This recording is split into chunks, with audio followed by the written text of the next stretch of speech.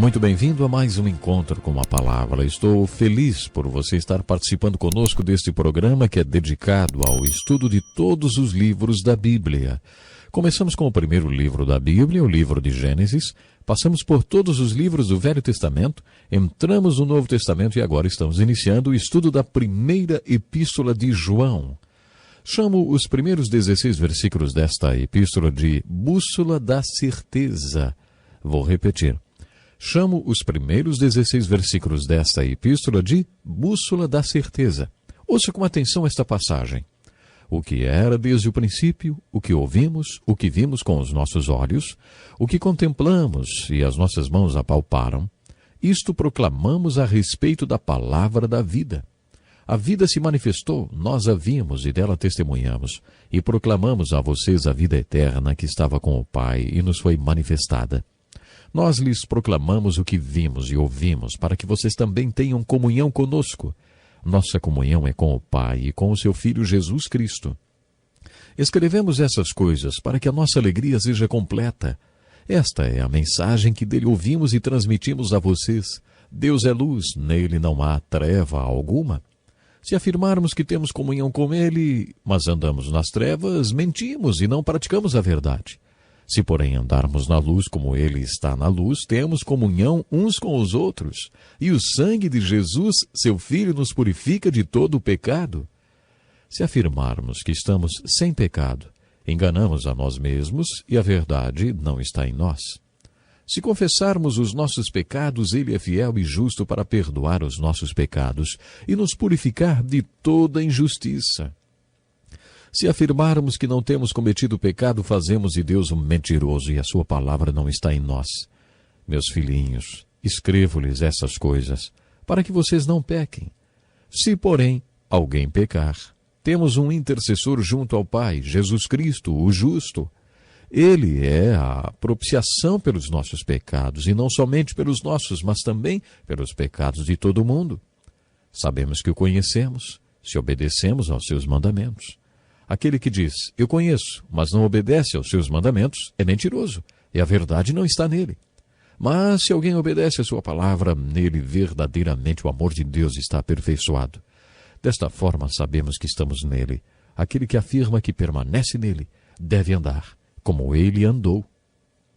Quantas verdades preciosas num texto só! Existe um ditado que diz, se um homem não sabe que não sabe, é tolo. Fuja dele. Se um homem não sabe que não sabe, é uma criança, ensine-o. Se um homem sabe e não sabe que sabe, está adormecido, desperte-o. Se um homem sabe e sabe que sabe, ele é líder, siga-o. Acredito que esse ditado ilustra a ênfase da primeira carta de João, o mesmo João que escreveu o quarto evangelho. Este autor, além de ter escrito o quarto evangelho, também escreveu o livro do Apocalipse e mais 2 cartas, e explicou várias vezes por que estava escrevendo. Você se lembra o que João afirmou quando escreveu o quarto evangelho?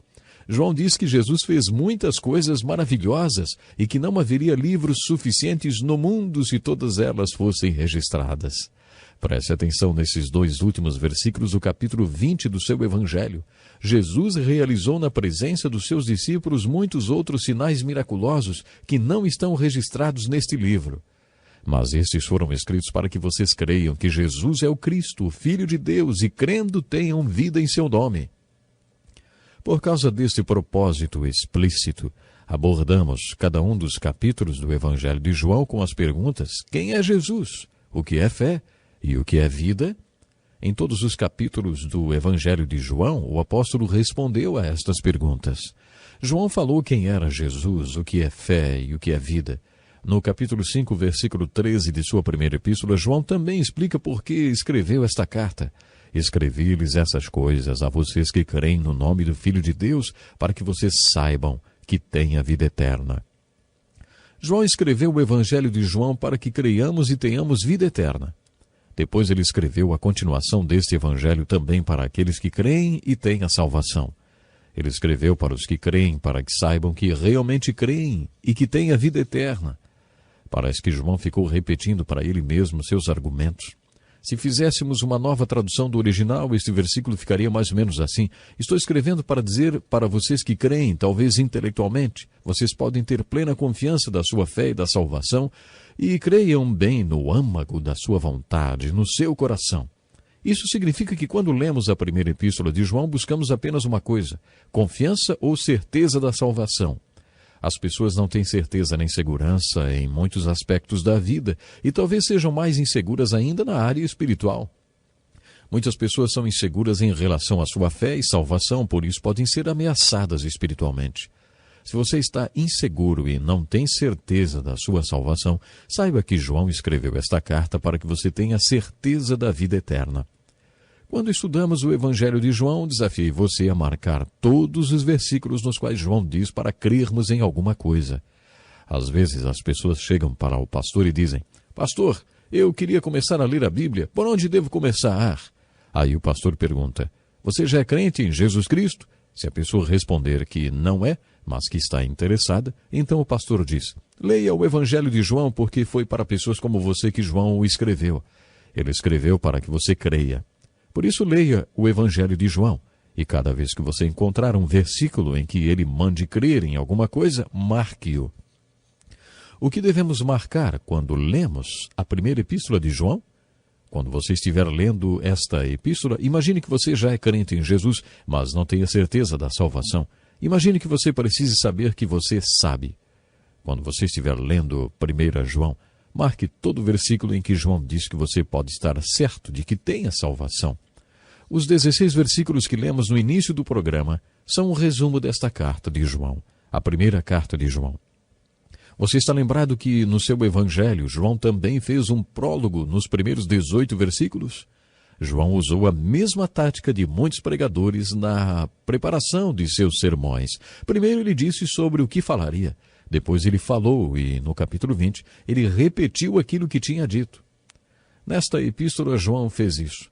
Nos primeiros 16 versículos, João apresenta uma visão panorâmica da epístola e explica sobre o que vai falar.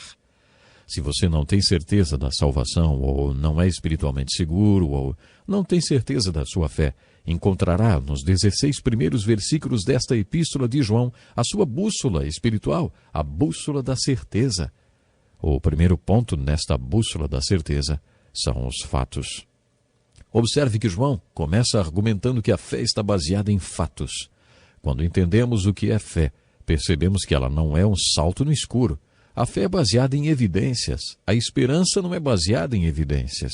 Lembre-se de Hebreus capítulo 11, verso 1. Fé é a certeza daquilo que esperamos.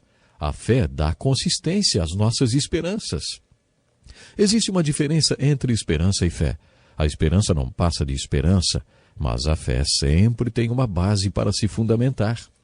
É por isso que João começa a carta dizendo que o evangelho que cremos que nos salvou está, antes de mais nada, baseado em fatos. João explicou que estava escrevendo sobre um fato, algo sobre o qual ouvimos e vimos. As palavras usadas por João no original grego sugerem que estas coisas que vimos como que à distância e que depois vimos de perto, como o joalheiro que olha um diamante em sua lente. Com toda certeza, João estava falando da ressurreição de Cristo. O que ouvimos, o que vimos com os nossos olhos e o que contemplamos e nossas mãos apalparam. João estava dizendo que a fé em Cristo é baseada em fatos. Quando comparamos o livro de João com outros livros do Novo Testamento, surgem dois fatos relacionados ao Evangelho. Esses dois fatos do Evangelho são a morte e a ressurreição de Jesus Cristo. De acordo com as Escrituras, Jesus Cristo morreu pelos nossos pecados e ressuscitou dos mortos. É isto que pregamos e é isto que vocês creram, afirmou Paulo em 1 Coríntios 15. O próximo ponto da bússola da certeza é a fé. Primeiro temos os fatos do Evangelho, este é o ponto número 1. O segundo ponto é a fé, fé nos fatos. O terceiro ponto é o resultado da fé nos fatos da morte de Jesus. Jesus Cristo morreu pelos nossos pecados. Que diferença isso faz quando você crê? Jesus Cristo morreu pelos nossos pecados. Faz alguma diferença quando você crê nisso? Claro que sim. Faz toda a diferença do mundo. Você sabia que seus pecados foram perdoados? Você tem carregado um peso a mais de culpa na bagagem da vida? Ou você tem a certeza de que seus pecados foram perdoados? Você já ouviu esta frase? Nós lembramos do que Deus se esquece e nós esquecemos do que Deus se lembra. Deus perdoa nossos pecados. Pecados no plural. Quando colocamos nossa fé na morte de Jesus Cristo e dizemos: Deus, creio que meus pecados estão perdoados porque Jesus Cristo morreu na cruz por eles. Deus diz: tudo bem, então eu nem me lembrarei mais deles. Mas nós não esquecemos os nossos pecados, e isso é um problema para nós. É por isso que carregamos uma carga de culpa. Não esquecemos aquilo que Deus esquece. Mas além disso, nós nos esquecemos do que Deus se lembra. Deus se lembra que somos pecadores e Ele quer que nunca nos esqueçamos disso. Pecamos muito porque nos esquecemos que somos pecadores. Deus sempre se lembra que somos pecadores e Ele não quer que nos esqueçamos disso. Deus se esquece dos nossos pecados quando colocamos nossa fé na morte de Cristo, mas se lembra que somos pecadores. Nós esquecemos que somos pecadores e nos lembramos dos nossos pecados. João preparou o seguinte para nós através desta bússola da certeza. Se você realmente tem fé na morte de Jesus Cristo na cruz, então você já tem o perdão completo. João declarou na introdução desta carta: se afirmarmos que estamos sem pecado, enganamos a nós mesmos e a verdade não está em nós. Se afirmamos que não temos cometido pecado, fazemos de Deus um mentiroso e a sua palavra não está em nós. A boa notícia é que, se confessarmos os nossos pecados, Ele é fiel e justo para perdoar os nossos pecados e nos purificar de toda injustiça. No original grego, o verbo dá a ideia do tempo no presente contínuo, e por isso poderíamos traduzir esse versículo assim: se continuamente confessarmos os nossos pecados, Ele continuamente nos perdoa. O sangue de Jesus Cristo permanece nos purificando de toda injustiça. O perdão é o resultado de crer na morte de Jesus Cristo. Infelizmente, o nosso tempo acabou. Encerraremos esse assunto sobre a bússola da certeza no próximo encontro com a palavra. E você, já foi perdoado? Você sabe que foi purificado de toda injustiça através da fé no Cristo que morreu na cruz pelos seus pecados? No Cristo Jesus que se levantou dos mortos, provando que é Deus? Se você ainda não tem certeza, leia a primeira carta de João e ore, pedindo a Deus que abra os seus olhos espirituais e que lhe dê essa certeza. Espero você para o próximo encontro com a palavra. Deus lhe abençoe grandemente. Seja bem-vindo a mais um encontro com a palavra. Pegue sua Bíblia, acomode-se e participe conosco de mais um estudo da palavra de Deus. É surpreendente o número de pessoas que não têm certeza da salvação. No último programa iniciamos o estudo da primeira epístola de João, de onde criamos a bússola da certeza. O objetivo desta carta de João pode ser resumido em uma palavra: certeza. Ouça estas palavras do apóstolo João: escrevi-lhes estas coisas a vocês que creem no nome do Filho de Deus, para que vocês saibam que têm a vida eterna. Uma bússola comum possui 8 pontos. A bússola da certeza também. No último programa compartilhei 3 destes pontos com vocês: os fatos, a fé nos fatos e o perdão, porque você crê no fato da morte de Jesus Cristo para ter perdão dos seus pecados. O próximo ponto desta bússola da certeza é o resultado da fé na ressurreição de Jesus Cristo. A motivação maior de João era a ressurreição de Jesus Cristo. Percebemos isto logo no início desta carta. O que era desde o princípio, o que ouvimos, o que vimos com os nossos olhos, o que contemplamos e as nossas mãos apalparam. João estava se referindo à ressurreição de Cristo. Este foi o tema mais abordado pelos apóstolos no livro de Atos: a ressurreição de Jesus Cristo. Por que a ressurreição de Jesus Cristo é um fato do Evangelho tão empolgante? A fé no fato da ressurreição de Jesus é importante porque pode significar comunhão com o Cristo vivo e ressurreto. Pedro se empolgou com o fato de podermos conhecer a Jesus Cristo. Paulo também se empolgou com o fato de que em Cristo, nas dimensões espirituais, na presença divina, podemos receber toda a capacitação espiritual que precisamos para viver da maneira para a qual Deus nos salvou e chamou. O apóstolo João também estava empolgado com a ressurreição de Cristo.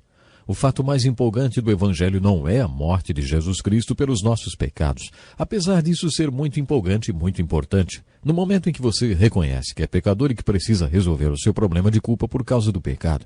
Entretanto, eu creio que o fato mais empolgante do Evangelho é a ressurreição de Jesus Cristo. A ressurreição de Jesus Cristo significa que Jesus está vivo e atuante no planeta Terra e que você o conhece e pode ter comunhão com Ele. Pode ter um relacionamento com o Cristo vivo e ressurreto. A palavra comunhão em grego é koinonia e significa parceria. A palavra comunhão significa que quando você está em comunhão com Jesus Cristo, Ele está no barco com você. Da mesma forma que Jesus entrou no barquinho de Pedro e o encheu de peixes, Ele pode entrar no seu barco, na sua vida, em você. Quando Jesus está no barco com você, tudo é diferente porque você fica em comunhão com Ele. Isto significa que todos os recursos de Jesus ficam disponíveis para você, porque Ele está no barco com você. Eu não consigo, mas Ele consegue, Ele está comigo. Eu não sou, mas Ele é e está comigo. É empolgante saber que você está em comunhão, em parceria com Cristo Jesus. Quando você é sócio em um negócio com alguém, tudo o que você possui pertence também ao seu sócio e vice-versa. É assim que uma sociedade funciona. Vocês são sócios e dividem tudo. Agora pare um pouco e pense no seguinte: como seria uma parceria com Cristo? Você não acha que seria maravilhoso ter Jesus como seu sócio? A questão deixa de ser o que eu posso fazer, mas o que Ele pode. Não é mais o que eu sou, mas o que Ele é, porque Ele está em parceria comigo. Tudo o que Ele tem é meu porque Ele é meu parceiro. Mas não se esqueça do outro lado da moeda. Quando você está em comunhão com Ele, tudo o que é seu é dele também. Você não está pedindo apenas para Ele entrar na sua vida, no seu barco, nos seus planos, no seu trabalho, mas você quer ouvi-lo dizer: quero que você entre na minha vida, nos meus planos e no meu trabalho. Por isso esta comunhão é uma rua de duas mãos. Comunhão é o quarto ponto da bússola da certeza. A comunhão é resultado do crer no fato da ressurreição de Jesus Cristo. O quinto ponto da bússola da certeza é onde João decide parar de pregar e começa a entrar na nossa vida pessoal. Esse é o ponto que João mais enfatiza nesta carta. O ponto é seguir. Esse é o ponto que João reforça repetidas vezes. Quando lemos esta epístola da confiança ou quando você quer ter certeza da salvação, o conceito mais destacado é o conceito de seguir. Quando as pessoas diziam que criam em Jesus, ele dizia: siga-me. Se você me seguir, você verá o que farei de você. Darei confiança a você, farei que você seja igual a Cristo. Se você me seguir, farei com que você esteja de acordo com o plano de Deus para a sua vida. João afirma repetidas vezes nesta carta que sabemos se permanecemos nos seus mandamentos, se fazemos o que ele nos mandou fazer. É assim que sabemos. Portanto, seguir é um ponto muito importante na bússola da certeza. Além de seguir, há outros pontos nesta bússola, de acordo com os primeiros 16 versículos desta epístola. Por exemplo, percebemos outro conceito implícito nesta epístola, a liberdade. Jesus nos prometeu liberdade. No capítulo 8 do Evangelho de João, lemos as seguintes palavras de Jesus: se vocês permanecerem firmes na minha palavra, verdadeiramente serão meus discípulos. Essa é a segunda fase de um verdadeiro seguidor de Jesus Cristo. Quando você faz o que ele manda você fazer. Você é como um aprendiz que faz conforme o seu mestre faz. Isso é discipulado. No capítulo 8 de João, Jesus afirmou que a primeira fase é crer. Seguir ou ser discípulo é a segunda fase. Mas Jesus continua e descreve a fase número 3. Se permanecerem firmes na minha palavra, conhecerão a verdade, e a verdade os libertará. A seguir, Jesus acrescentou o que ele realmente quis dizer: portanto, se o Filho vos libertar, vocês de fato serão livres. O que Jesus estava sugerindo é que primeiro você crê, depois você segue, isto é, continua na sua palavra. Então um dia algo acontece. Você já buscou a Deus além das páginas da palavra? Quando você faz isso, o relacionamento que você tem com Ele, disse Jesus, traz libertação. Jesus está descrevendo uma experiência que se assemelha a sair de uma prisão. É assim que somos libertados de todos os nossos pecados e de cada um dos nossos problemas. 60 anos depois que João conheceu Jesus, ele se referiu a Jesus no livro do Apocalipse com as seguintes palavras: Ele nos ama e nos libertou dos nossos pecados por meio do seu sangue e nos constituiu reinos e sacerdotes para servir a seu Deus e Pai. Jesus tinha dito: siga-me e eu vos farei. 60 anos depois, João disse: nós o seguimos e ele nos fez. Ele nos amou e nos libertou dos nossos pecados. O pecado é uma armadilha que nos aprisiona. No primeiro capítulo de sua primeira epístola, João afirmou assim: se afirmarmos que não temos cometido pecado, fazemos de Deus um mentiroso e a sua palavra não está em nós. Entretanto, João diz: meus filhinhos, escrevo-lhes essas coisas, para que vocês não pequem. Se, porém, alguém pecar, temos um intercessor junto ao Pai, Jesus Cristo o justo. Você está vendo? João está dizendo que é possível ser liberto do pecado. Não precisamos permanecer pecando. Podemos ser libertos do poder do pecado. Quando Cristo nasceu, foi-lhe dado o nome de Jesus porque ele salvaria o seu povo dos seus pecados. Ele não apenas perdoaria o seu povo dos seus pecados, como também salvaria o seu povo dos seus pecados. Isso significa que ele libertaria o seu povo dos seus pecados. A liberdade é o 6º ponto da bússola da certeza. Outro ponto da bússola da certeza é o que podemos chamar de plenitude. Novamente, João fala porque estava escrevendo. No capítulo 1, versículo 4, ele diz: escrevemos estas coisas para que a nossa alegria seja completa. Muita gente vive com Cristo uma vida fragmentada, apenas uma parte do que realmente deveria ser, apenas uma parte do que realmente deveria ser. Sabe, o que vivemos é bom e é real, mas poderia ser melhor. Tem muito mais para ser experimentado. O desejo de João era de que todos tivessem uma experiência completa e plena com Jesus. Vamos usar a palavra plenitude para expressar experiência. O 8º ponto da bússola da certeza é a frutificação. João queria que o amor de Deus fosse aperfeiçoado em nós. Em outras palavras, ele queria ver frutos para Deus na nossa experiência com Cristo. Temos estudado a Bíblia no encontro com a palavra, sempre buscando resposta para as perguntas. O que esse texto está falando? O que ele significa? O que ele significa para mim? Em outras palavras, observação, interpretação e aplicação. Existe ainda mais uma pergunta, a 4ª. O que esse texto significa para Deus? Em toda a nossa experiência de vida em Cristo existe uma boa resposta para a pergunta: o que existe aí para Deus? Será que encaramos nosso relacionamento com Deus da mesma forma que encaramos tudo na vida? O que eu ganho com isso? O que o Senhor vai me mostrar? Quando Saulo de Tarso se converteu, ele quis saber o que o Senhor queria que ele fizesse e o que o Senhor iria ganhar com aquilo.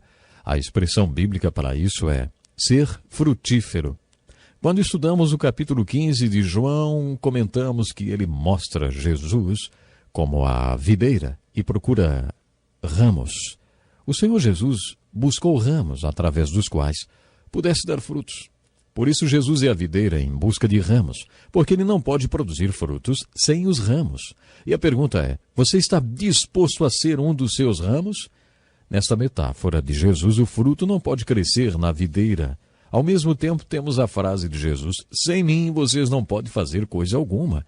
Mas ele também disse: meu Pai é glorificado pelo fato de vocês darem muito fruto. Portanto, quando buscamos a palavra de Deus em busca da certeza da salvação, aprendemos que os frutos são uma evidência dessa certeza. Quando percebemos que Deus está fazendo sua obra através de nós, isso nos conforta e nos dá satisfação e também confiança. A frutificação é o 8º ponto da bússola da certeza. Resumindo, os 8 pontos da bússola da certeza são os fatos, a fé, o perdão, a comunhão, o seguir, a liberdade, a plenitude e a frutificação. Se você descobre que não é frutífero, não tem plenitude nem liberdade e acaba na estaca zero, no início de tudo. O apóstolo Paulo nos instruiu a fazermos um autoexame. Quando você se autoexaminar, vai passar novamente pelos fatos: a morte, e a ressurreição de Jesus Cristo. Esta bússola da certeza mostrará a você o que João tem a dizer sobre como você pode ter certeza da salvação. Bom, vamos ficando por aqui, mas no próximo programa vamos continuar. Até lá, então. Bem-vindo ao Encontro com a Palavra. Se essa é a primeira vez que você participa deste programa, saiba que nunca é tarde demais para começar a estudar a Palavra de Deus. Iniciamos este curso com o livro de Gênesis e agora estamos quase no final da Bíblia. Este é o terceiro programa dedicado ao estudo da primeira epístola de João, localizada quase no final do Novo Testamento. Como já vimos anteriormente, o propósito desta epístola é fazer com que todos os que creem realmente creiam e então tenham a certeza da salvação. Podemos dizer que a palavra-chave que define o propósito desta epístola de João é certeza. João explicou por que estava escrevendo esta carta. Ele fez a mesma coisa quando escreveu o quarto evangelho, e nesta epístola ele explica que está escrevendo para que todos aqueles que creem em Jesus Cristo saibam ou tenham plena certeza da salvação. Quando estudamos o evangelho de João, destacamos todas as passagens nas quais ele nos exortou a crer. Nesta epístola devemos destacar todos os textos em que João afirma que podemos ter certeza da nossa salvação. A salvação é uma questão crucial para todos. Devemos ter certeza dela. É por isso que essa epístola está no final do Novo Testamento, porque Deus não queria. Ele não queria que esta questão vital sobre a salvação fosse uma dúvida para os que creem. Portanto, ele não quer que a questão da salvação seja uma dúvida. Deus quer que tenhamos certeza da nossa salvação. Por isso, este é o enfoque de nosso estudo hoje. Aliás, este é o enfoque dos primeiros 16 versículos desta carta, nos quais descobrimos a bússola da certeza, que possui 8 pontos. A epístola começa falando sobre estes 8 pontos. Nestes versículos, João conta sobre o que ele falará nesta carta. No capítulo 2, João acrescenta mais alguns pontos nesta bússola da certeza. Na verdade, esses pontos são evidências sobre as quais podemos basear a nossa certeza. Não vou usar o tempo do programa de hoje para ler o capítulo 2, mas eu quero esclarecer que nesta passagem encontramos outros pontos para a nossa bússola da certeza. João fala, por exemplo, que podemos saber que acreditamos e que, portanto, temos a salvação quando amamos o nosso irmão. A pessoa que ama seu irmão, afirma João, está em Cristo. Essa pessoa é um cristão verdadeiro. Mas aquele que não ama seu irmão ainda está nas trevas, ainda anda nas trevas. Portanto, outro ponto da bússola da certeza é o amor pelo irmão. Preste atenção nessas palavras do capítulo 4 de 1 João. Se alguém afirmar, eu amo a Deus, mas odiar seu irmão, é mentiroso. Pois quem ama seu irmão, a quem vê, não pode amar a Deus, a quem não vê. João usa diversas vezes esse argumento em sua carta. Creio que João, assim como Pedro, era analfabeto e que provavelmente tenha tido que ditar esta carta. Por isso, tanto as cartas de João como as de Pedro são como se os dois estivessem abrindo seus corações. E por isso a redação não obedece uma ordem ou lógica rígida. E são diferentes, por exemplo, das epístolas de Paulo como o livro de Romanos. João afirma várias vezes nessa carta que uma das maneiras de saber se realmente temos a vida eterna é quando amamos o nosso irmão. No capítulo 2 ele afirmou, amados, não lhes escrevo um mandamento novo, mas um mandamento antigo. Esse mandamento é antigo porque o mais antigo de todos os mandamentos era para amar a Deus e mais tarde Jesus reforçou o mandamento, dizendo que devemos amar o próximo como a nós mesmos. Esse mandamento antigo está nos livros de Deuteronômio e Levítico no Velho Testamento. O mandamento para amarmos nosso próximo e nosso irmão e aqueles que interceptam a nossa vida. Isso é muito antigo. Por isso João diz que não estava escrevendo um mandamento novo. Ao mesmo tempo que ele diz que estava escrevendo um mandamento antigo, também afirma estar escrevendo um mandamento novo. Porque foi assim que Jesus se referiu ao mandamento por ocasião da última ceia, quando se recolheu com os 12 para a última ceia, depois de tê-los treinados durante 3 anos. Jesus disse, um novo mandamento vos dou, amem-se uns aos outros, como eu os amei. Vocês devem amar-se uns aos outros. Com isso todos saberão, se vocês são meus discípulos. Então, se vocês me amarem, e amarem uns aos outros. Segundo João, esse mandamento era ao mesmo tempo novo e velho. Quando você achar que está aplicando esse mandamento velho e novo, saberá que está diante de uma das bases da certeza da salvação. Se você realmente ama a Deus e a seu irmão, então você sabe que tem a vida eterna. No capítulo 2 encontramos outro ponto da bússola da certeza. Sabemos que temos a vida eterna quando amamos nosso Pai, mais do que amamos o mundo. Esta passagem do capítulo 2 é muito importante e você já deve estar familiarizado com ela. Não amem o mundo nem o que nele há. Se alguém ama o mundo, o amor do Pai não está nele. Pois tudo o que há no mundo, a cobiça da carne, a cobiça dos olhos, a ostentação dos bens, não provém do Pai, mas do mundo. O mundo e a sua cobiça passam, mas aquele que faz a vontade de Deus permanece para sempre. Esse é mais um ponto da bússola da certeza. Você ama a Deus? Você ama a Deus de verdade? E se ama, você ama a Deus mais do que o mundo? Será que você não é possuído pelas coisas desse mundo? Se você é possuído pelas coisas deste mundo e a única coisa que consome seus pensamentos e paixões são as coisas deste mundo, são os jogos que o mundo joga, então você não tem certeza da salvação. João estava se referindo ao esquema desse mundo. Existe um esquema do mundo que envolve um sistema de valores, um estilo de vida e uma filosofia própria. João estava dizendo que se você vive para essas coisas e elas são sua maior motivação, então você não ama a Deus. Mas se você ama a Deus mais do que ama o esquema ou o sistema desse mundo, então você possui mais um ponto da bússola da certeza.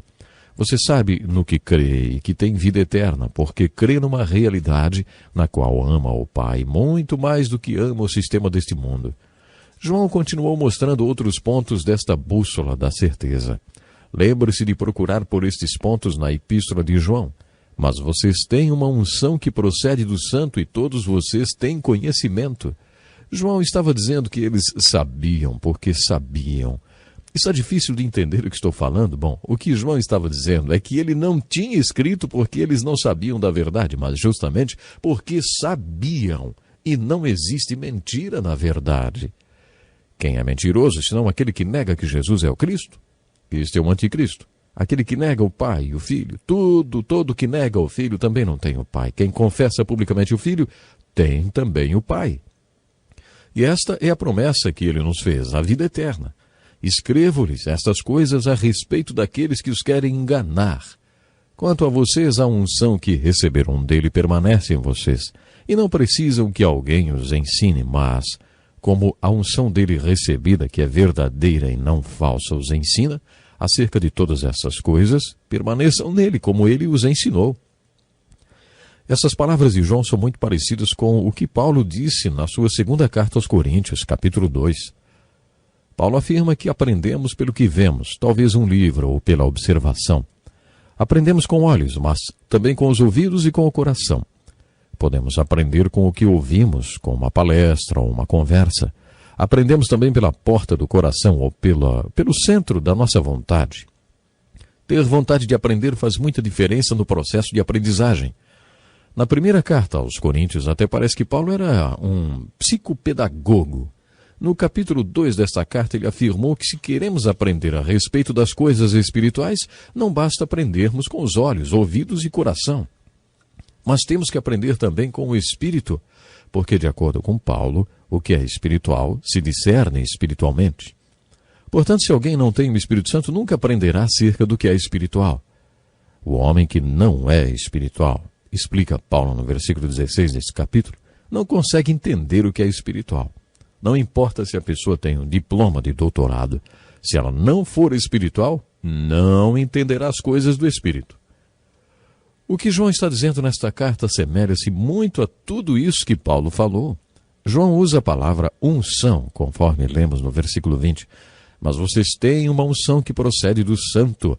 No versículo 27 lemos: quanto a vocês, a unção que receberam dele permanece em vocês, e não precisam que alguém os ensine. Mas, como a unção dele recebida, que é a verdadeira e não falsa, os ensina acerca de todas as coisas, permaneçam nele, como ele os ensinou. Essa unção tem a capacidade de nos ensinar. Essa unção que é real, nos ensina coisas espirituais. E quando isso acontece, temos outro ponto dentro da bússola da certeza.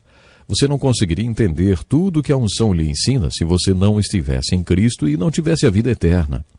No grego original do Novo Testamento, a palavra usada para unção foi carisma. Portanto, você poderia ler 1 João capítulo 2, versículos 20 e 27, trocando a palavra unção por carisma. Em 1 Coríntios 12, quando Paulo fala sobre os dons do Espírito Santo para a igreja, ele usa a palavra grega carismata. Paulo se referiu à pessoa em quem os dons do Espírito se manifestam como carismata. Os versículos 20 e 27 deste capítulo de 1 João estão falando do Espírito Santo, que assumiu residência no seu coração, e é a razão por que você conhece o que conhece espiritualmente. Você não precisa de um professor, porque o Espírito Santo que vive em você é o seu professor. Se o Espírito Santo vive em você e você tem esse aprendizado direto dele, você tem uma das evidências ou um dos pontos da bússola da certeza da fé. Mas infelizmente, por hoje o nosso tempo acabou e eu tenho que encerrar o programa. Mas antes, quero deixar um desafio com vocês. Acho que vocês já sabem qual é o desafio de hoje, não sabem? É meio óbvio. O objetivo principal da Epístola de João é a certeza. Esta linda epístola não foi escrita para lhe dar uma certeza errada. Por isso eu o desafio a orar e ler cuidadosamente esta Epístola de João. Se você acompanhou comigo esse estudo sobre a bússola da certeza, já deve ter pensado sobre qual é a sua convicção ou certeza em relação à sua salvação. Esse é o propósito da primeira epístola de João, a certeza da salvação. Mas esta bela epístola não foi escrita para lhe dar nenhuma certeza falsa ou enganosa. Por isso, leia outra vez essa carta, acompanhando os pontos da bússola da certeza. Se depois disso você ainda tiver dúvida quanto à sua salvação, então leia o Evangelho de João, destacando todos os versículos nos quais João diz para crer. E aí então volte à Epístola de João para descobrir como saber o que você realmente crê. Viaje pela primeira Epístola de João, seguindo esta bússola da certeza, e você passará a ter a certeza da salvação. É uma grande alegria contar com a sua participação no programa Encontro com a Palavra. Eu espero por você no próximo programa. Saiba que o estudo da Palavra de Deus pode transformar toda a sua vida. Essa é uma grande verdade. Quando meditamos na Palavra de Deus, quando aprendemos dela, o que aprendemos dela pode transformar a nossa vida para sempre. Então, programe-se e esteja conosco no próximo programa. Até lá.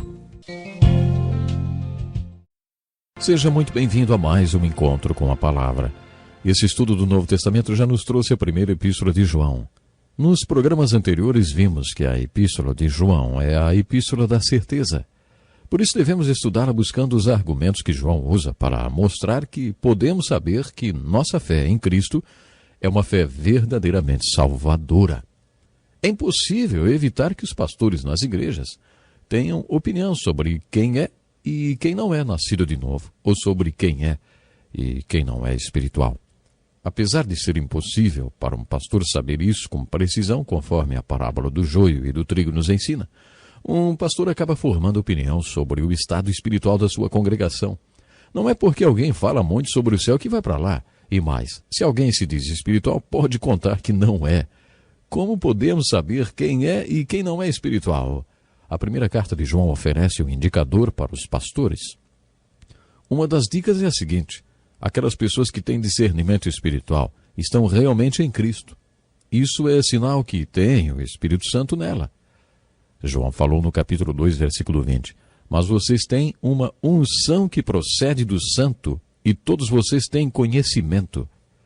No versículo 27 a gente lê: quanto a vocês, a unção que receberam dele permanece em vocês, e não precisam que alguém os ensine.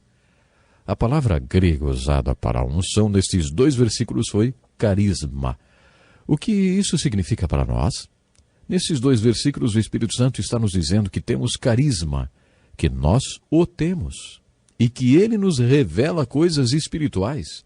O Espírito Santo é nosso mestre. João está falando a mesma coisa que Paulo falou em 1 Coríntios capítulo 2. Temos o Espírito Santo em nossos corações que é capaz de nos ensinar. Por isso não precisamos de ensino humano. Conheço um homem que ficou preso num país estrangeiro dentro de uma solitária durante 2 anos e meio. No primeiro Natal que ele passou encarcerado, Um padre o visitou e o presenteou com uma Bíblia. Durante quase 3 anos ele leu aquela Bíblia dia e noite. E sabe de uma coisa? Aquele homem conhece a Bíblia de capa a capa. Detalhes. Ele não precisou que ninguém o ensinasse. O Espírito Santo foi seu mestre. Você acha que isso é possível? João diz que é. Basicamente ele afirma: prestem atenção, se vocês realmente têm a vida eterna, então tem uma unção, tem a Cristo, tem um poder. E esse poder ensina tudo. Por isso vocês não precisam que nenhum homem os ensine. Quem você acha que dá o discernimento espiritual de forma que, quando você abre a Bíblia, sente que alguém está colocando todas as suas ideias no lugar? E quando você estuda a Bíblia, é como se houvesse uma voz dizendo: isso combina com aquilo que você ouviu no sermão do pastor, isso se encaixa com o que você aprendeu na escola dominical. De acordo com Paulo, é o Espírito Santo que faz isso. Ele ensina coisas espirituais para pessoas espirituais.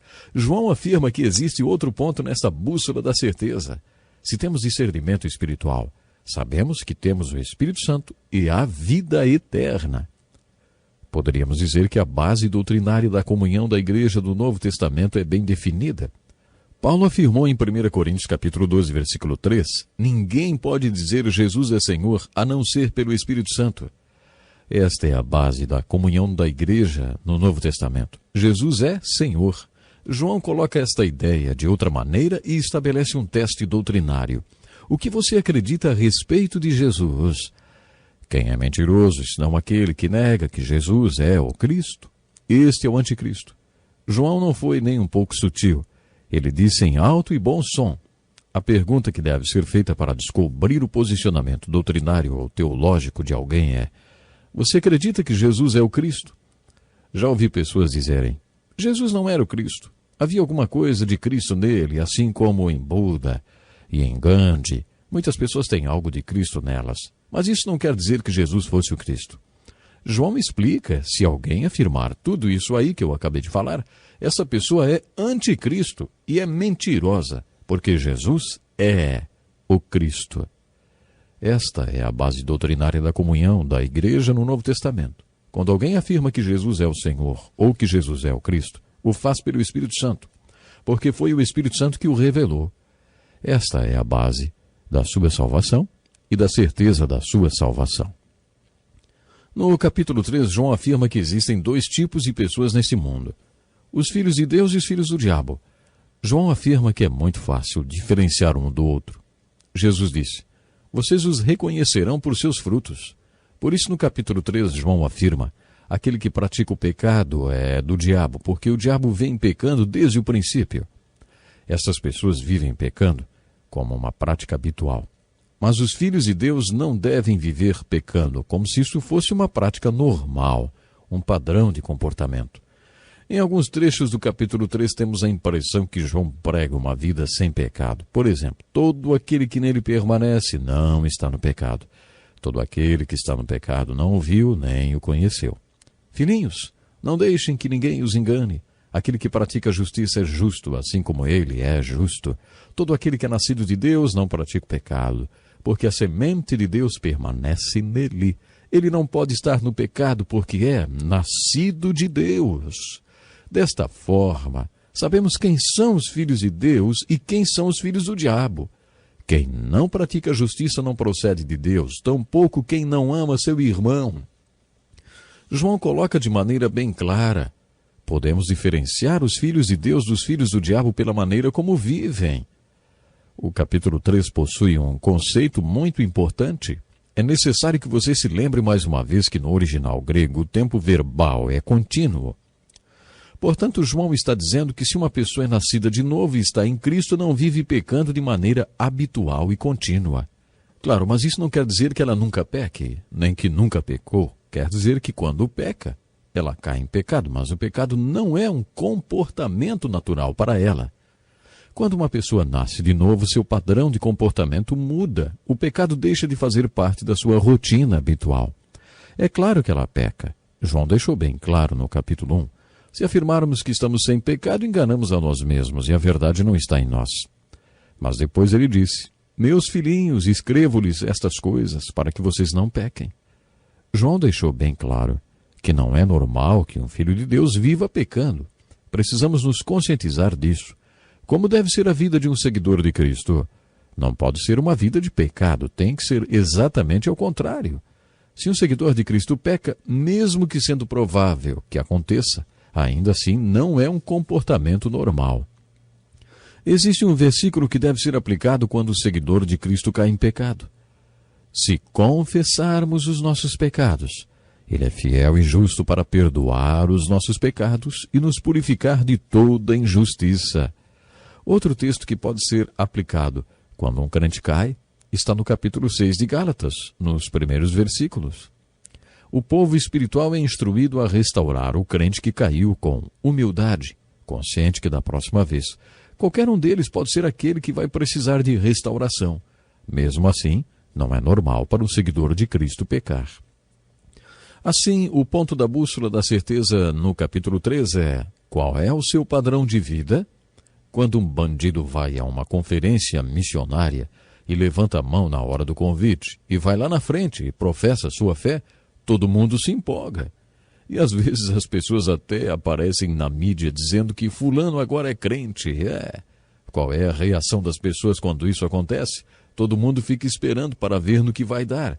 O que essa pessoa vai fazer da vida agora? Será que vai continuar fazendo as mesmas coisas?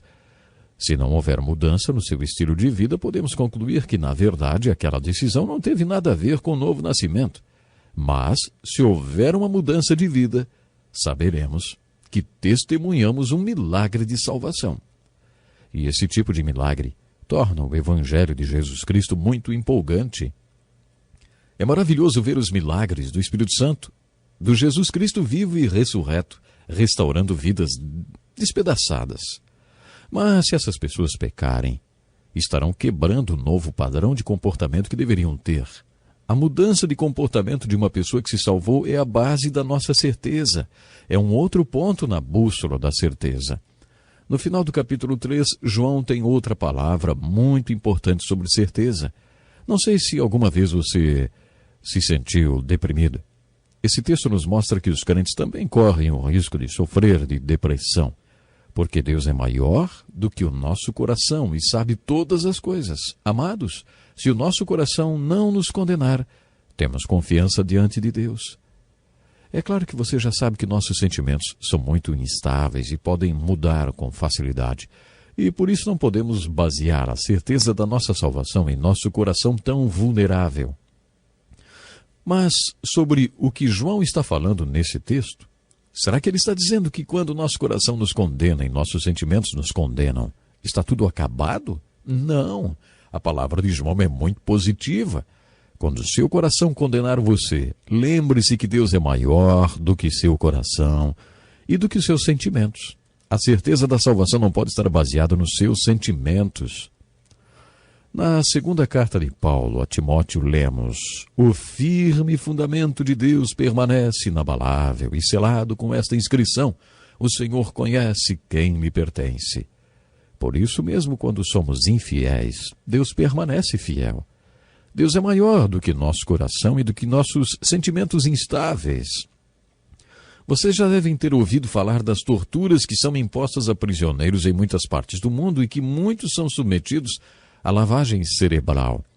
Eles são privados de sono, confinados em solitárias, impedidos de ver qualquer tipo de luz, espancados, ameaçados de morte. Passam pela roleta russa, enfim, são totalmente fragilizados fisicamente e emocionalmente. Muitos de nós passamos por depressão e quando isso acontece, quando nossos corações nos condenam, devemos ter a convicção de que nossa salvação está baseada em nossa fé no Evangelho.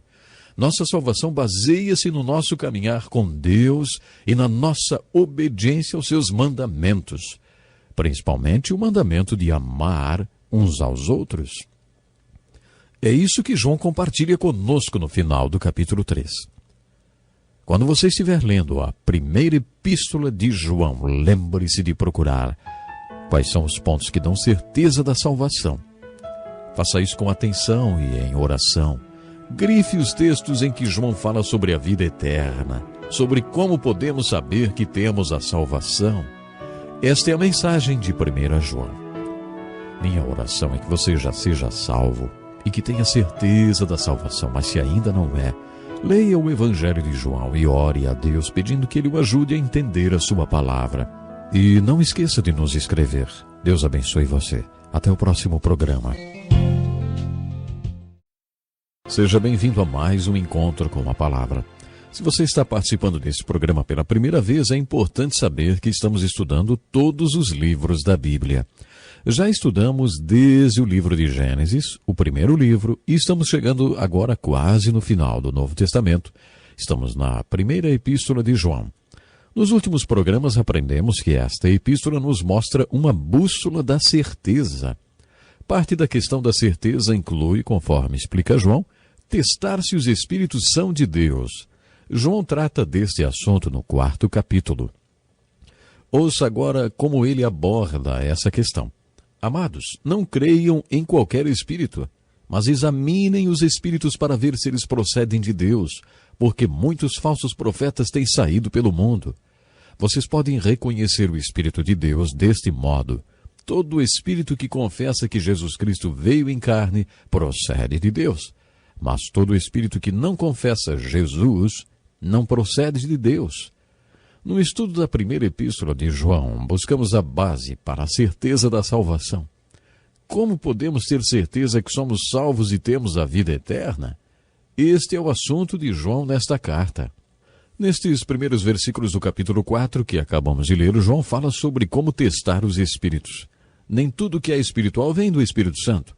Como disse o filósofo, existe muito mais entre o céu e a terra do que supõe a nossa vã filosofia. Isso se aplica principalmente ao mundo espiritual, onde há bons e maus espíritos. O apóstolo João nos exortou a testar os espíritos. Novamente entraremos na questão da base teológica e doutrinária entre os crentes, porque a confissão é o teste doutrinário pelo qual devemos testar todos os espíritos. Todo espírito que confessa que Jesus Cristo veio em carne procede de Deus. Como que um espírito confessa qualquer coisa na carne? Bom, João está falando que todo homem e toda mulher que no espírito e na carne confessar que Jesus Cristo veio em carne é de Deus.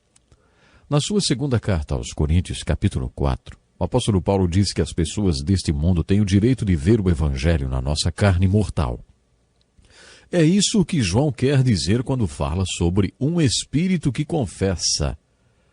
Para entender este conceito, precisamos voltar ao Evangelho de João. Você se lembra que no capítulo 17 do Evangelho de João, encontramos a oração sacerdotal de Jesus pelos apóstolos e pela igreja? Jesus, o Filho de Deus, pediu que o mundo soubesse que Deus o havia enviado a este mundo e que Deus os amasse tanto quanto amou seu próprio Filho. Jesus pediu ao Pai que os apóstolos vivessem de tal forma que o mundo cresce que Deus realmente tinha mandado seu único Filho. Que tipo de vida eles deveriam ter para que o mundo soubesse disso? João enfatizou muito em sua carta que se eles amassem uns aos outros, o mundo saberia que Deus os ama e que os amou tanto que enviou seu Filho a este mundo para os salvar. Lembre-se que por ocasião da última ceia, antes de partir, Jesus disse aos apóstolos que tinha uma mensagem de amor para o mundo. E como transmitimos esta mensagem de amor? Amando uns aos outros. É assim que o mundo entenderá o amor que Jesus teve por eles. E foi exatamente isso que aconteceu na primeira geração da igreja. Todos ficavam impressionados com o amor entre os cristãos daquela época. E hoje, será que somos reconhecidos por esse amor? Deveríamos ser reconhecidos pelo amor entre nós, porque João afirma que é assim que confessamos o Espírito de Cristo em nossa carne mortal. Amando-nos, mostramos ao mundo que, porque Deus amou o mundo de tal maneira, deu seu Filho unigênito, para que todo aquele que nele crer não pereça, mas tenha a vida eterna. Isso está em João 3,16. Transmitimos a verdade destes versículos quando amamos uns aos outros exatamente como Jesus Cristo amou os apóstolos. Depois de falar que nossos espíritos devem confessar na carne o amor de Cristo, João mostra 10 razões por que devemos amar uns aos outros. Ele diz que é absolutamente essencial que nossa carne e nosso espírito confessem o Espírito de Cristo, que é o Espírito do amor. João afirma que o Espírito de Cristo em nossa carne mortal é mais um ponto na bússola da certeza. No capítulo 4 da primeira epístola de João, o apóstolo do amor, além de mostrar as 10 razões por que devemos amar uns aos outros, também apresenta o capítulo do amor. O versículo 7 mostra que devemos primeiro amar uns aos outros, porque o amor procede de Deus. O amor verdadeiro, o amor ágape, é de Deus. Deus é a fonte do amor verdadeiro. Aquele que é de Deus é a única pessoa que pode amar realmente, porque o amor vem de Deus. Quando João volta a falar sobre a certeza da salvação, ele diz que devemos amar uns aos outros, porque aquele que ama é nascido de Deus e conhece a Deus. Quem não ama não conhece a Deus, porque Deus é amor. Se você tivesse que sair pelo mundo e atirar em todos os discípulos de Jesus, como saberia em quem teria de atirar ou não? De acordo com João, a maneira de descobrir é a seguinte: você pode atirar em todos aqueles que amam com o amor ágape, o amor verdadeiro, o amor descrito por Paulo na primeira carta aos Coríntios, capítulo 13, porque esse tipo de amor só pode vir de Deus. E os discípulos tinham esse amor. Por isso, aqueles que amam com esse amor são realmente nascidos de Deus e conhecem a Deus. E aqueles que não amam desta maneira não são de Deus. Isso torna o teste dos espíritos muito simples. A terceira razão por que devemos amar está no versículo 8 do capítulo 4. Devemos amar porque Deus é amor. O amor é a essência de Deus. Encontramos vários textos nas Escrituras referentes ao amor. Deus é amor. Se você diz que é nascido de Deus ou que está em Cristo, o Filho de Deus, então a sua credencial é o amor. As Escrituras mostram que a credencial do cristão é o amor. Talvez preferíssemos trocar o amor pelos dons espirituais. Atualmente existem muitas manifestações dos dons espirituais e as pessoas tentam provar que são espirituais através destes dons. Mas não é isso que a Bíblia diz. A prova da espiritualidade é o amor. O fruto ou a prova do Espírito é o amor. Isso está em Gálatas 5:22. Deus é amor, e se você se declara nascido de Deus, então precisa evidenciar o Espírito de Cristo na sua carne mortal. Nos versículos 10 e 11, João ensina que devemos amar porque temos um grande exemplo de amor. João aponta para a morte de Jesus na cruz e diz: Amados, visto que Deus assim nos amou, nós também devemos amar uns aos outros. Mostramos que abraçamos o Evangelho quando amamos com o amor ágape. O versículo 16 é de grande significado para mim. Deus é amor. Todo aquele que permanece no amor permanece em Deus e Deus nele. O capítulo 11 do livro de Hebreus nos ensina que não podemos ir até Deus sem antes crer que Ele é. Quando eu estava em busca de conhecer e ter um relacionamento com Deus, acabei perguntando o seguinte para Deus: eu creio que o Senhor é, mas o Senhor é o quê? Como eu posso conhecer o Senhor se não sei o que o Senhor é? Essa foi minha oração. O capítulo 1 de 1 João declara que Deus é luz. Por isso, se você quer ter comunhão com Deus, deve buscar a luz e andar na luz, porque Ele é luz. Mas no capítulo 4, João fala que Deus é amor. Por isso, se você quiser ter comunhão com Deus, habite no amor, porque quando você habita no amor, você habita em Deus e Deus habita em você. Entendi isso num dia às 3 da manhã. Eu sabia que no dia seguinte teria que trabalhar com muita gente que não tinha muito para me ajudar. Eram crianças com muitos problemas. Lembro-me que fiz a seguinte oração no meio da madrugada: Senhor, o Senhor diz que é o amor ágape. Imagine que o Senhor derrame esse tipo de amor sobre pessoas que precisam ser amadas e estão feridas. Estou a caminho de me encontrar com essa gente. Eu quero estar entre elas. E o amor que o Senhor é. Quando isso acontecer, passe o seu amor por essa gente ferida através de mim. Sabe o que aconteceu? Ele fez exatamente assim. E pela primeira vez na minha vida, me senti dentro de um relacionamento com Deus. Eu o toquei, mas ele me tocou também. Este pequeno verso expressa essa ideia. Busquei minha alma, mas não a consegui ver. Busquei meu Deus, mas Deus escapou de mim. Quando encontrei meu próximo, encontrei tudo. Poderia dizer que não encontrei Deus no altar, nem num seminário, nem num santuário, mas onde estavam os feridos e necessitados.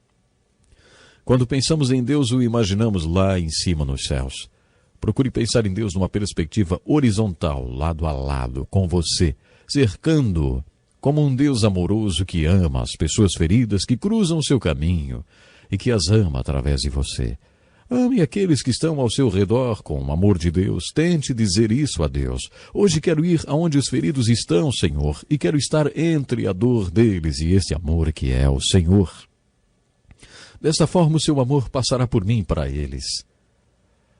Quando eu fiz isso, descobri onde Deus está e também onde eu quero estar para o resto da minha vida. João coloca da seguinte forma: o amor é o que Deus é. Deus é amor. Portanto, se você habitar neste amor que Deus é e tomar o caminho deste amor e se tornar um com este amor fluirá através de você. Se você habitar neste amor que Deus é, você habitará em Deus e Deus habitará em você. Quando isto acontecer, você encontrará outro ponto na bússola da certeza. João falou isso no capítulo 4, versículo 17. Dessa forma, o amor está aperfeiçoado entre nós, para que no dia do juízo tenhamos confiança, porque neste mundo somos como ele. Devemos amar uns aos outros para que no dia do juízo tenhamos confiança. Eu não acho que estarei tão corajoso assim no dia em que me apresentar diante do trono de Cristo. Sei que haverá um julgamento para todos os crentes. Nesse dia, não vou querer receber o que mereço, porque sei que mereço o inferno. Neste julgamento, contarei com a misericórdia e a graça de Deus. João nos ensina que se tivermos o amor perfeito, poderemos nos apresentar no dia do juízo com confiança, porque, como dizem as Escrituras, o fim da lei é o amor. Se você amar o seu próximo, não infringirá nenhum mandamento referente ao seu próximo. O amor é o cumprimento da lei. Por isso, se você tiver um amor perfeito, poderá se apresentar no dia do juízo com confiança. O versículo 17 diz que somos como Ele é. Isto é muito profundo. Neste mundo somos a essência de Cristo. Se Cristo está em nós e o amor ágape se revelar e se expressar através de nós, então realmente seremos como Ele é. Pense nisso. Deus lhe abençoe grandemente. Olá, seja bem-vindo a mais um Encontro com uma Palavra. É um privilégio participar com você do estudo do melhor livro do mundo. Estou muito feliz com a audiência e a dedicação de cada um de nossos alunos. Estamos estudando a primeira epístola de João, quase no final do Novo Testamento. No último programa vimos o capítulo 4 desta carta e falamos sobre as 10 razões que o apóstolo João dá para amarmos uns aos outros. João afirma no capítulo 4, versículo 18, que devemos amar uns aos outros porque o perfeito amor expulsa o medo. O medo é um dos grandes problemas dos nossos dias. Toda hora ouvimos falar do pânico do medo.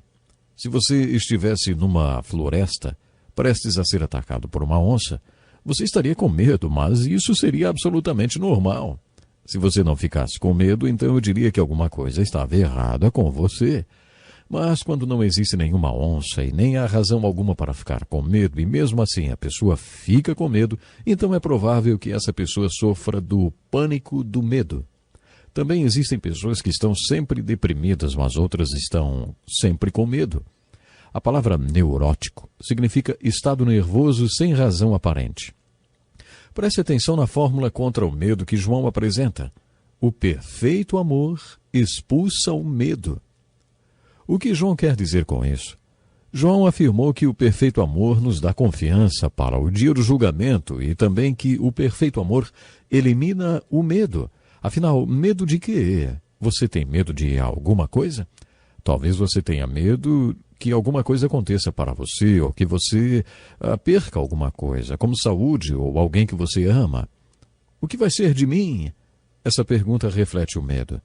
Quando você entende o amor e principalmente os 2 mandamentos que João enfatizou, amar a Deus e ao próximo, você entende que o amor pode expulsar o medo. Lembre-se do que é amor. Já falamos sobre isso. Deus é amor. Ele é o único que é o amor perfeito. Se estamos com Deus, por que ter medo? João afirma que se você tem medo, quer dizer que você não conhece e nem ama a Deus. Você não acha que é isso o que João quer dizer quando diz: o amor expulsa o medo? Ouça agora o que João diz no versículo 20. Se alguém afirmar: eu amo a Deus, mas odiar seu irmão, é mentiroso. Pois quem não ama seu irmão, a quem vê, não pode amar a Deus. Aprendemos com este versículo de João que nosso amor por Deus e nosso amor pelo nosso irmão são inseparáveis. Você não pode dizer: amo a Deus, e depois não amar o seu irmão. Se você fizer isso, será um mentiroso. Essas duas dimensões do amor são inseparáveis e formam uma cruz. A linha vertical é o amor por Deus e a horizontal é o amor pelo irmão. A 10ª razão para amarmos uns aos outros está na forma de mandamento. Ele nos deu este mandamento: quem ama a Deus, ame também seu irmão. Vivemos numa democracia e por isso não estamos acostumados a receber ordens nem obedecer decretos. Nossa sociedade é livre e por isso não sabemos o impacto da palavra mandamento. Se vivêssemos numa monarquia, talvez entenderíamos melhor o que mandamento significa. De certa forma, as 10 razões para amarmos uns aos outros poderiam ser resumidas numa única razão. Jesus nos ordenou que amássemos uns aos outros. Quando meu irmão mais novo entrou para o exército, ele era um jovem indisciplinado e incorrigível. O treinamento no exército fez dele um outro homem. A mudança foi impressionante. Quando lhe perguntei como foi que aquilo aconteceu, ele me contou histórias incríveis como esta. Uma vez, o seu treinador o fez entrar numa lata de lixo e gritar 30 vezes: alguém me jogue fora! Alguém me jogue fora! Outra vez ele estava fumando num horário proibido. O treinador o pegou e disse que ele deveria fazer uma cerimônia fúnebre para enterrar aquela bituca de cigarro. Ele deu as medidas de profundidade, largura e comprimento da cova para aquela bituca de cigarro. Meu irmão passou o dia inteiro cavando aquela cova e no final do dia, depois de cumprir sua tarefa, cansado, suado e sujo, ele se reportou ao seu treinador, que lhe perguntou: e aí, você enterrou aquele cigarro no sentido vertical ou horizontal? É claro que meu irmão não sabia e o instrutor lhe disse: sinto muito, mas nós sempre enterramos o cigarro no sentido vertical. Isso quer dizer que você vai ter que cavar a cova outra vez e se certificar que a bituca de cigarro está enterrada no sentido vertical. Vocês acham que meu irmão se atreveu a fumar outra vez? A ordem para não fumar era um mandamento e não uma opção. Um mandamento deve ser cumprido. Jesus disse que era o Senhor e Mestre, e seus mandamentos não estavam abertos para discussão, negociação, nem debates, deveriam ser obedecidos. João disse que a 10ª razão por que devemos amar uns aos outros é porque Jesus nos ordenou que amássemos uns aos outros. No capítulo 5, João compartilha conosco outras maneiras de sabermos que temos a salvação. Por exemplo, ele diz que a fé é a chave para a nossa certeza. A fé é a vitória que vence o mundo. Devemos conquistar o mundo com a nossa fé. Vencemos o mundo com essa fé vencedora, que é mais um ponto na bússola da certeza. Se você tem o dom da fé, existe dentro de você uma herança de Deus, o dom da fé, que sempre conquistará o mundo, independentemente das circunstâncias e obstáculos. Essa capacidade de conquistar o mundo pela fé é outro ponto da bússola da certeza. No capítulo 5, João também fala que há 3 testemunhas na experiência da certeza da salvação. Existe o testemunho do Espírito Santo, o da água e o do sangue. Quando entendemos sobre o que João está falando, compreendemos que Deus já nos deu o testemunho do Espírito e o fruto do Espírito Santo em nossas vidas. Mas João também fala sobre a água. Ele se refere à água do batismo.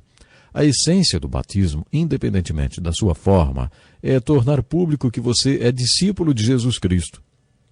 É impossível ser batizado e manter isso em segredo.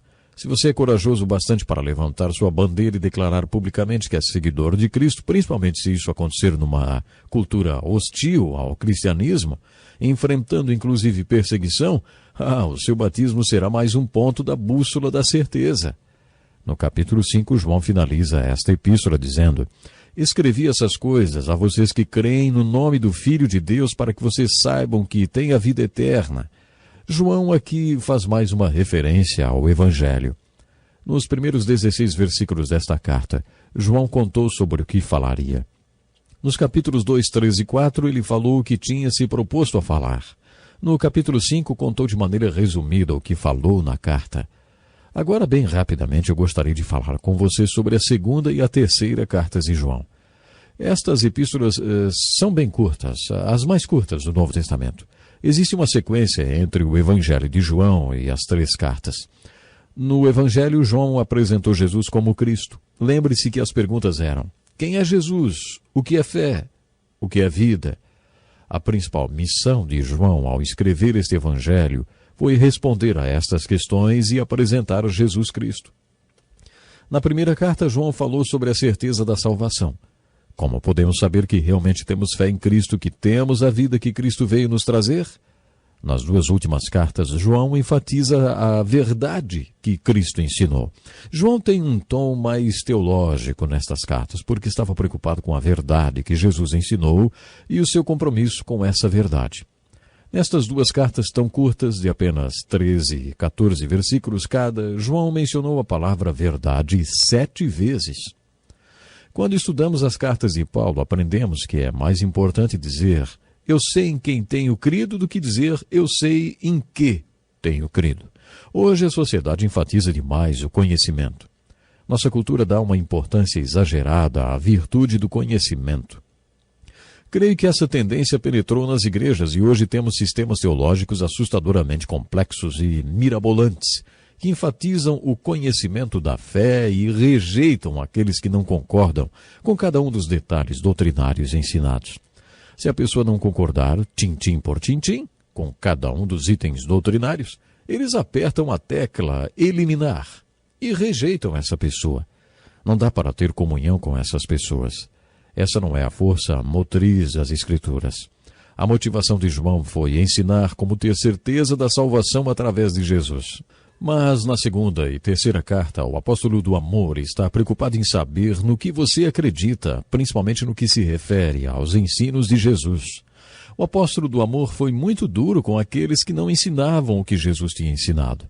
A heresia, a perversão dos ensinos de Jesus começou logo no início da história da igreja. É isso que concluímos com essas 2 cartas e com o que o apóstolo do amor diz. Todo aquele que não permanece no ensino de Cristo, mas vai além dele, não tem Deus. Quem permanece no ensino tem o Pai e também o Filho. Se alguém chegar a vocês e não trouxer esse ensino, não o recebam em casa, nem o saúdem. João foi bem severo com as heresias e com os hereges. A segunda carta de João foi dirigida à Senhora Eleita. Literalmente, este é o único livro da Bíblia dirigido a uma mulher. Existem alguns livros com o nome de mulher, mas este é o único dirigido a uma mulher. Poderíamos concluir que João tinha um relacionamento pastoral com essa mulher eleita e com um homem chamado Gaio, entre outros. Do conteúdo das cartas, tiramos algumas conclusões sobre como seria o relacionamento pastoral de João com essas pessoas. João também teve problemas com algumas pessoas, como, por exemplo, Diótrefes, que gostava muito de ser o mais importante entre eles. João explicou nos versículos 9 e 10 da sua terceira carta que tinha mandado uma carta para a igreja, mas que tinha encontrado Diótrefes, que gostava de estar entre os líderes, mas que não se submetia à autoridade que João tinha sobre ele e nem o ouvia. João disse que quando fosse visitá-los contaria algumas coisas que este homem estava fazendo e quais eram as maledicências que ele andava espalhando contra João. Esse homem não apenas se recusava a receber bem os missionários que viajavam, como também incentivava todos a fazerem o mesmo, a não receberem bem, e quando não faziam, ele tentava tirá-los da igreja. É interessante descobrir que o velho e amado apóstolo João tinha esse homem na sua igreja que deveria ser sua pedra no sapato. Alguns pastores, infelizmente, têm na liderança da igreja algumas pessoas que quase os deixam loucos e que trazem o caos para suas vidas e a vida da igreja. Saber que até o apóstolo João teve um homem na sua igreja que minava todos os seus projetos e que não se submetia à autoridade dele e só lhe causava problemas, isso me faz sentir um pouco consolado até. Sabe, existem alguns pastores hoje que sabem o que é ter um Diótrefes na igreja e se sentem consolados ao ver que até o apóstolo do amor, João, teve que lidar com problemas como este durante a primeira geração da igreja. Mas, infelizmente, o nosso tempo já acabou. Deus lhe abençoe grandemente. Muito obrigado por estar acompanhando Encontro com a Palavra.